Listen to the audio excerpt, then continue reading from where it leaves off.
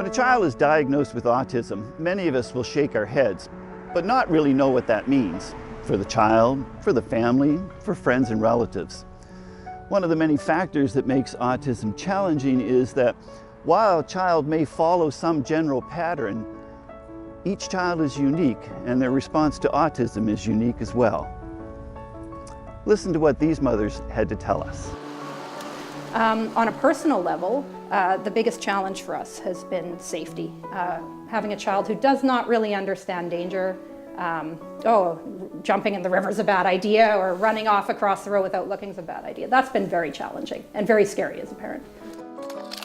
Our perception is our own reality, and sometimes he doesn't have the tools to describe or clarify what he is that he wants, but man, he really wants it. No communicate. Before he was okay, but suddenly he can't look at us, and even we do Skype with his grandparents, and he doesn't look at them anymore. Mouth and nose. High five! You did good! With all these challenges at home, autism doesn't stop at the front door. And unfortunately, when in public, the actions of an autistic child are often misunderstood. And for those of us who don't understand, we just compound the situation. Actually, our biggest challenges have been with other people and their perceptions or ideas of what autism is or isn't. Like being out in public and we're having a difficulty, like her licking windows on the ferry, and someone's commenting on the behavior, and people not really understanding what autism entails, or she speaks well, or she has eye contact, so she must not be autistic. So we've learned to ignore those comments and focus on our child and focus on what's best for her and just ignore what everybody else is saying. 3 children, each with their own response to autism, and often a less than accepting public. Fortunately for these families, they found out about the Autism Program, or TAP, provided by the Comox Valley Child Development Association. The impact of this service on these families is very hard to gauge. Before he entered this magical place, I didn't know who he was. All I knew is that I loved him and I needed to have a special kind of patience. But that was just my feelings for him. I could only imagine how frustrating his life was, because before TAP, he would only communicate through violence. Yeah, he didn't have language. And that violence, I don't think, was ever because he's bad. It was just frustration, because we see glimmers of it, and now I know when I see it, we need to step back and find another tool to, unlock why he feels that way.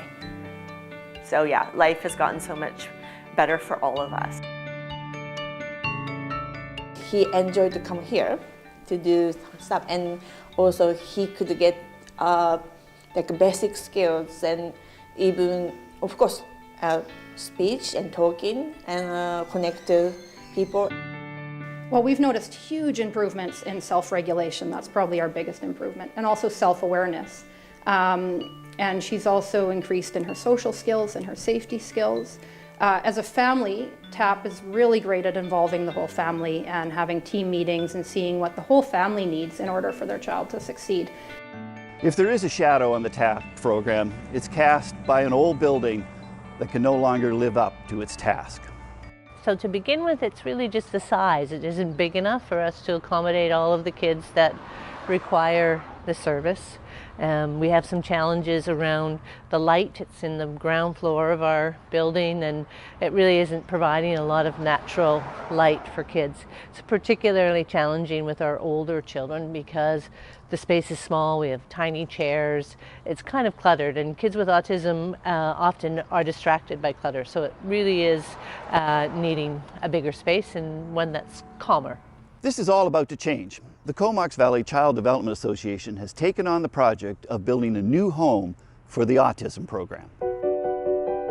Well, we're adding about an additional 2,600 square feet to one of our existing buildings, so tearing down an old storage and garbage area and pushing the building out.